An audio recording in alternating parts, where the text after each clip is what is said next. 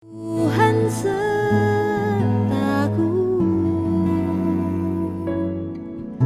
melewati badai, Engkau menjagaku.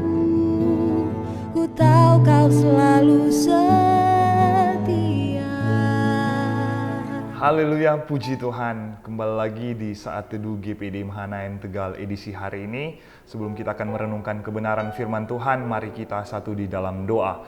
Tuhan Yesus, terima kasih. Kami bersyukur Engkau sungguh baik, sangat baik, teramat baik dalam kehidupan kami. Saat ini Tuhan, kami akan merenungkan kebenaran firman-Mu. Urapi hamba-Mu, biar isi hati-Mu disampaikan, kami semakin mengerti apa yang menjadi kehendak-Mu dalam kehidupan kami. Dan berikan kemampuan kami ya Roh Kudus untuk kami melakukan setiap kebenaran firman-Mu. Di dalam nama Tuhan Yesus Kristus. Haleluya. Amin. Puji Tuhan, Bapak, Ibu, Saudara-saudari yang ada.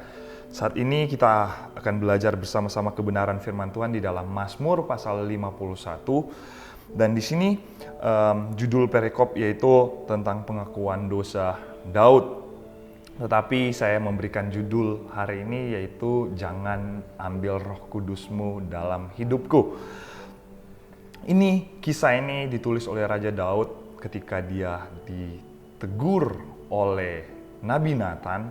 Kita tahu bersama bahwa Daud seorang yang dipilih Tuhan, seorang yang diurapi Tuhan. Dia pernah jatuh ke dalam dosa, dia melakukan dosa perzinahan, kemudian dia melakukan dosa pembunuhan, kemudian dia mengambil Betsheba untuk menjadi istrinya. Dan itu mengapa dia begitu merasa bersalah, ada yang salah dalam kehidupannya sehingga dia menaikkan doa kepada Tuhan, dia mau membereskan ini dengan Tuhan. Daud di sini kalau kita lihat dalam 2 Samuel pasal 12 ayat 1 sampai 15 di sana sangat jelas bahwa ada Nabi Nathan menegur Daud saat itu. Kemudian kenapa Daud dia segera membereskan hubungannya dengan Tuhan, karena dia tidak mau bahwa Roh Allah yang tadinya bersama-sama dengan dia pergi meninggalkan dia karena dosa yang dia lakukan. Daud tidak mau Roh Kudus yang bersama-sama dengan dia undur dalam kehidupannya. Daud menyadari bahwa setiap pelanggaran, setiap dosa yang Daud kerjakan, Daud lakukan itu yang membuat hubungannya tidak terhalang dengan Tuhan. Dia menyadari bahwa Roh Allah tidak akan lagi bersama-sama dengan dia. Karena Daud tahu juga bahwa yang menjadi pemisah antara manusia dengan Allah yaitu karena dosa dan pelanggaran. Itu dalam Yesaya 59 ayat yang kedua. Tetapi yang merupakan pemisah antara kamu dan Allahmu ialah segala kejahatanmu, dan membuat dia menyembunyikan diri terhadap kamu sehingga ia tidak mendengar ialah segala dosamu. Daud tidak mau hubungannya dia dengan Tuhan terhalang karena kesalahan yang dia perbuat, karena dosa yang dia perbuat. Karena Daud juga menyadari bahwa ketika Roh Allah bersama-sama dengan dia selalu, apa yang dia kerjakan, apa yang dia lakukan dibuat Tuhan selalu berhasil. Itu sangat jelas dicatat dalam 1 Samuel 18 ayat yang ke-14. Daud selalu berhasil di segala perjalanannya sebab Tuhan menyertai dia. Itu kenapa Daud tidak mau kehilangan Roh Allah dalam kehidupannya. Daud tidak mau Roh Allah itu pergi dalam kehidupannya. Sehingga dikatakan dalam Mazmur pasal 51 ayat yang ke-13, Bapak Ibu perhatikan di sini, janganlah membuang aku dari hadapanmu dan janganlah mengambil Roh-Mu yang kudus daripadaku. Daud tidak mau bahwa Roh Kudus itu pergi meninggalkan dia. Roh Kudus itu menjauh dalam kehidupannya. Dan bagaimana dengan kehidupan kita saat ini? Kita tahu bahwa kehidupan kita manusia ini ada roh, jiwa, dan tubuh. Roh yang di sini berbicara roh manusia ya. Manusia mempunyai roh, dan roh yang ada dalam kehidupan kita ini terhubung dengan Roh Allah, dan Roh Allah itu bekerja dalam kehidupan kita. Saya tidak tahu apa yang sedang kita alami saat ini. Mungkin kita mengalami yang namanya melakukan kesalahan, melakukan pelanggaran, melakukan dosa, dan ada yang menjadi itu yang menjadi pemisah antara kita dengan Tuhan. Tetapi pada pagi hari ini, pada saat ini kita akan ingatkan kembali kebenaran firman Tuhan, biar kita segera membereskan hubungan kita dengan Tuhan. Biar Roh Allah itu, Roh Kudus itu tidak pergi, Roh Allah itu tidak menjauh dalam kehidupan kita. Kita tahu bersama bahwa kalau zaman perjanjian lama, bahwa Roh Kudus, Roh Allah itu ada di mesbah, di tabernakel, ya. Roh Allah itu ada di kemah suci, atau ada saat itu di rumah Tuhan. Tetapi saat ini Roh Allah ada dalam kehidupan kita. Roh Allah dalam perjanjian baru ada, Roh Kudus itu tinggal dalam kehidupan kita.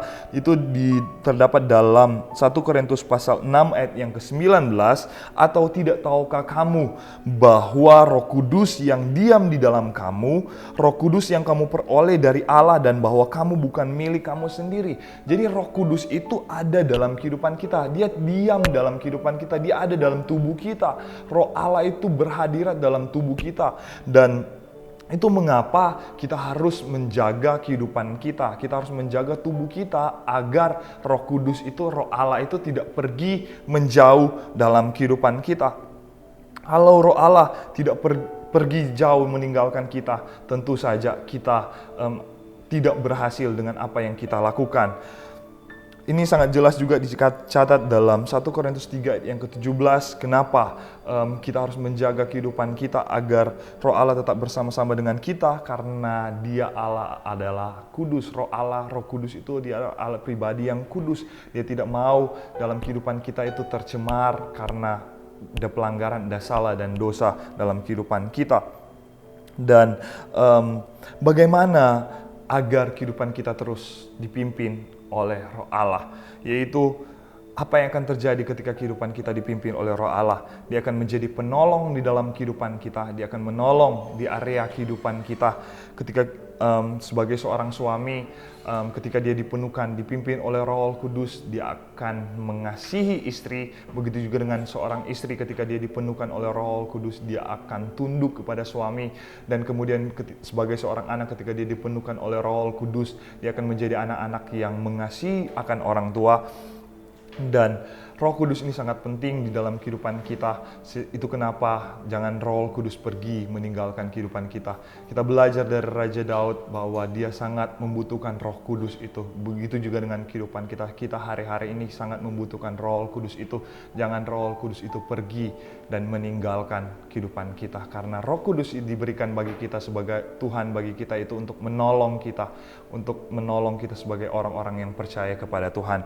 Puji Tuhan, demikian kebenaran firman Tuhan pada saat ini. Mari kita satu dalam doa. Tuhan Yesus, terima kasih, kami bersyukur Engkau sungguh baik, teramat baik dalam kehidupan kami. Kami telah mendengarkan kebenaran firman-Mu. Biar firman-Mu ini menjadi kekuatan dalam kehidupan kami. Biar kami tetap terus hidup dalam kehendak-Mu, dan Roh Kudus-Mu tetap bersama-sama dengan kami, memimpin, menolong kehidupan kami. Terpujilah nama-Mu Tuhan, di dalam nama Tuhan Yesus Kristus kami berdoa serta mengucap syukur. Haleluya. Amin.